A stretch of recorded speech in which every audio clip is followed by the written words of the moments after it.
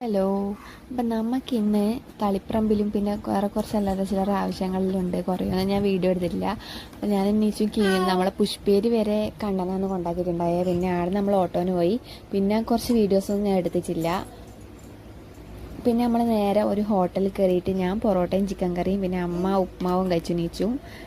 പിന്നെ അതിന് ശേഷം നമ്മൾക്ക് ഡ്രസ്സ് എടുക്കാൻ വേണ്ടിയിട്ട് നമ്മൾ തളിപ്പറമ്പിലേക്ക് പോയി. അങ്ങനെ തളിപ്പറമ്പിൽ പോയി ഡ്രസ്സ് എടുക്കാൻ കയറി.